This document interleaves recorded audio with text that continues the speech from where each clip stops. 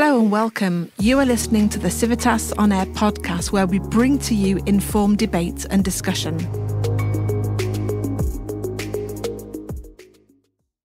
Hello everyone, welcome to Civitas Air podcast. I'm your host, Khushi Dhomne. Today I have Dr. Omoye Akhagba from the Institute of Sociology in Collegium Civitas. Dr. Omoye has conducted a pilot study focusing on menstruation poverty among refugee women in the refugee camps in Poland. Thank you for joining us, Dr. Omoye. Thank you for having me, Khushi. Nice to be here. In your pilot study, you noted a rise in menstrual poverty among women displaced to war and economic deprivation. Could you perhaps elaborate on the idea of menstrual poverty and explain why it is so common among displaced women in refugee camps?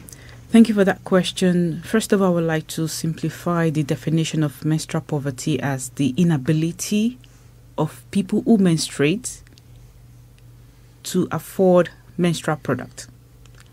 And this does not just apply to women who are displaced, but this applies to women who live in disadvantaged communities, women who do not have the means, the economic means of buying and sustaining their periods, and resorting to alternative use of menstrual product, and also skipping schools among young girls, not being because they're on their period and they cannot afford to, buy menstrual product that would sustain them throughout the school year or throughout the school period or every month. So they have to stay at home so that they can use other kinds of menstrual products that would not body shame them or that would not leak. And this is usually common among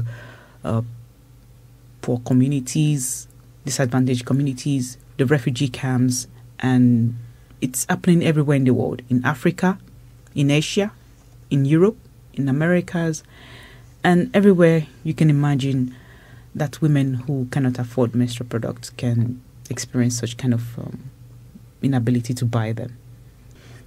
So your pilot study main subject is refugee population and living circumstances in Poland. What factors are you examining to comprehend how women keep their menstrual hygiene in these camps?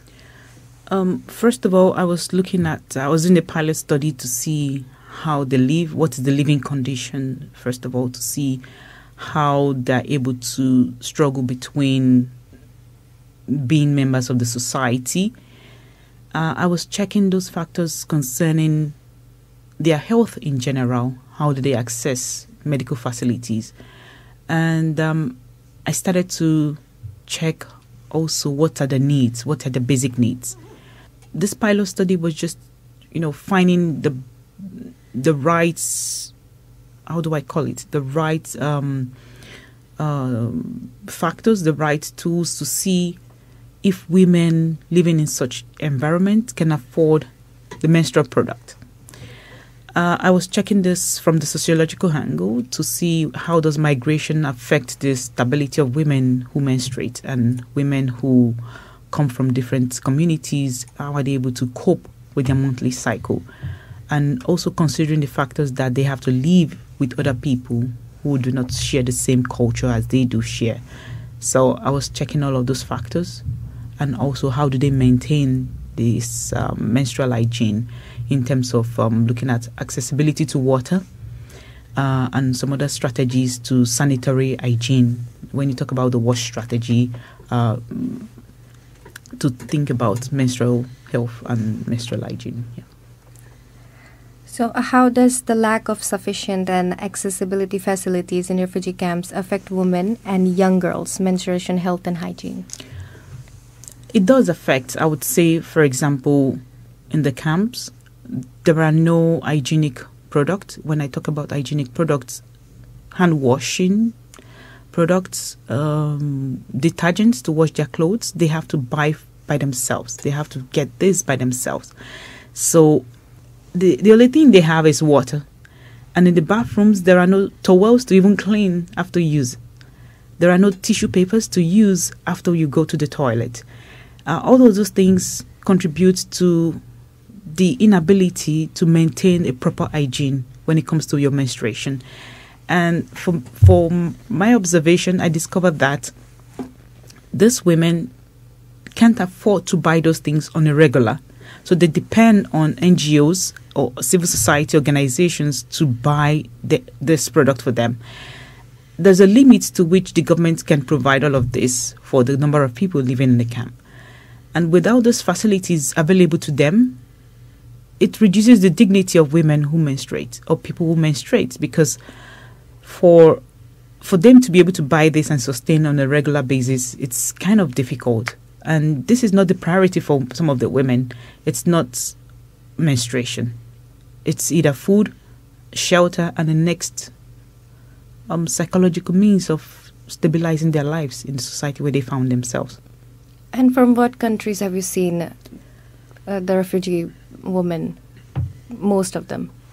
They're from everywhere in the world you can think about. I met, during my pilot study, I met women from Congo, from Cameroon, from Ghana, from Bulgaria, from Iran, from Russia, from Belarus.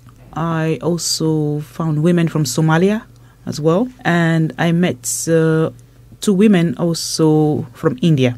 And what about Syrian women? In the camp, I did not get to meet the Syrian women because some of them already left to a different camp. So this particular camp I went to was the one not too far from Warsaw. So in other areas, I learned that there are women from Syria. I have not been able to touch down on those places. And previously, from the conversation that I had with some of the women there, they told me they had women from Afghanistan previously, because once you get your asylum status, you can leave the camp, right? It's an open camp. People from Syria were there, were registered there previously, and women from Afghanistan and Tajikistan also were there for some time, but not at the moment when I was collecting the data. I was collecting the data in February and in April, so at that time I didn't experience or get to meet them in person. So the women you met, with what kind of difficulties they experienced? First of all, I would say psychological, because some of them were just coming from the closed camp. And I can just describe the closed camp. It's more like a prison where you don't have access to your phones, you don't have a smartphone, you don't have access to living outside of the camp. You cannot move outside, you cannot go anywhere. And recovering from such kind of psychological trauma was the first thing I had to cope with when they started to tell me their experiences from the closed camp. And then before the 6 months status, they can receive their status for the asylum, they move to the open camp. So this was first thing that I had to, encounter with them, telling me their experiences in the closed camp. And some of them were just a day in the open camp, or 2 days or 3 days or 1 week in the open camp. It was a sense of relief for them, some kind of easing out tension. And another thing was, I was able to listen to their complaints. I was able to listen to all the things they need.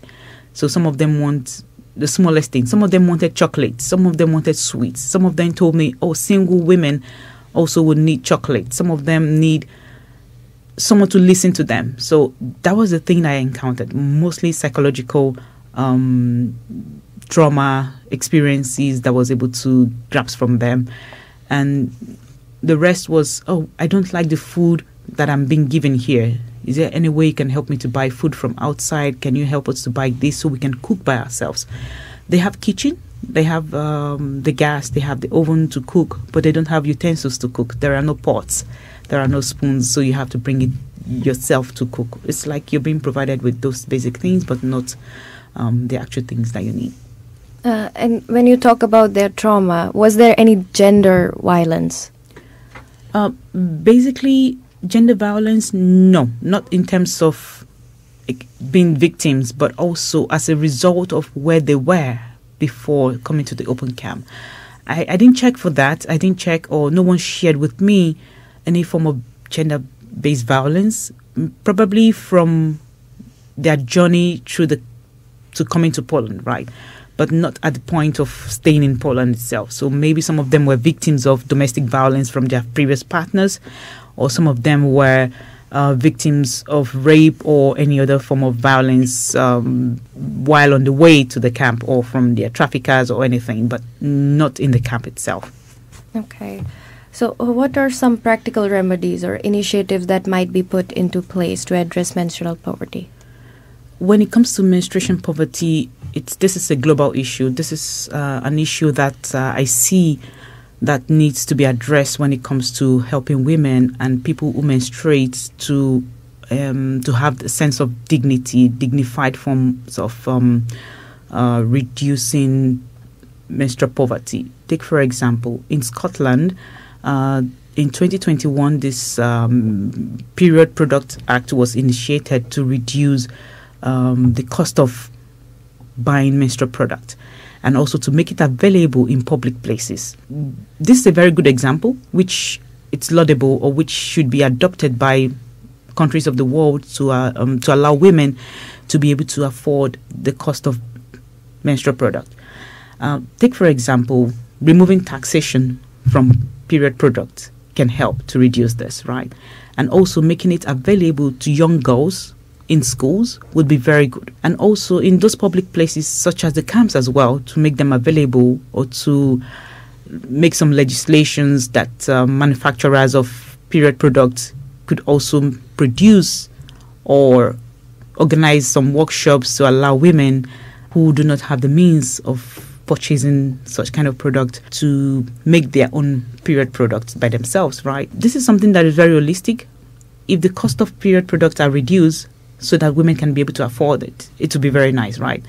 And also that should be available wherever you have the public space, because some people will just have some kind of emergencies. You don't predict when it comes, right? You can only project when it comes. But to avoid some kind of embarrassment, it's better to initiate some, how do I call it, some laws or some acts like what Scotland has just done to allow women to be able to afford this, and to checkmate all the cost of rising product of inflations, and all of that can help to reduce period poverty, to make it accessible to those women who cannot afford it, right, in public spaces. So when you were doing your case study, what kind of products were they using? Okay.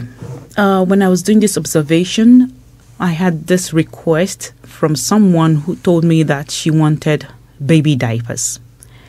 And this was somehow shocking to me to hear that she wanted baby diapers. And my question was that, do you have a baby? And she said, no, it's for me. I was shocked to hear that women use baby diapers, and she was telling me the number of the baby diapers that she wanted. To hear that this is what she uses on a period. So this is one of the product that I observed that one of them need. Probably others were shy to ask for similar kind of product. And this woman's situation is kind of pathetic because she has heavy menstrual flow. So she cannot do anything. She cannot even look for a job or do anything for herself. She's always falling sick, and she has become anemic as a result of heavy menstrual flow. So she is using baby diapers. This is one of the products that I found that they were using there. So maybe they use other things. I've not done the research to find out these kind of products, like what kind of product do you use. So maybe in the next phase of my research, I would ask some of those questions. But from my observation, only baby diapers was mentioned that they used there. Okay. So finally, how do you intend to carry out this research after the pilot study? And also, how about the conference which took place on 26th of May?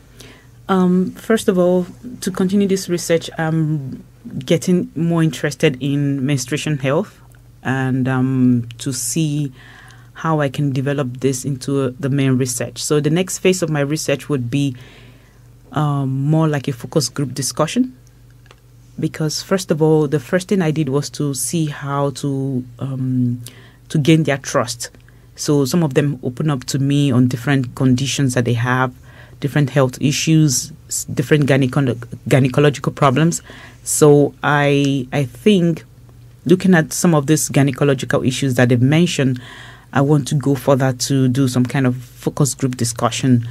I don't want to approach this from interview-based or some kind of survey-based approach to this research, because it will be too demanding of them to start filling questionnaires or to start filling some surveys which may not align to the actual thing. So I want to do a focus group discussion and introducing my research on a larger scale to them, that I would like to find out some of those things that they feel when it comes to their period. So it may be difficult or challenging, I would say, because I have to struggle with the language. We try to use some midpoint of English language to talk to them.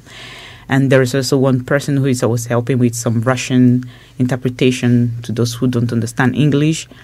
And this is what I think I'm going to do next in my research, to ask detailed research questions when it comes to menstruation poverty, detailed questions when it comes to hygiene, the kind of product they use, and also to check if there are gender-based violence, like you mentioned, or if there are other sexual transactions that goes on in the camp, or other things that may arise from poverty-related issues.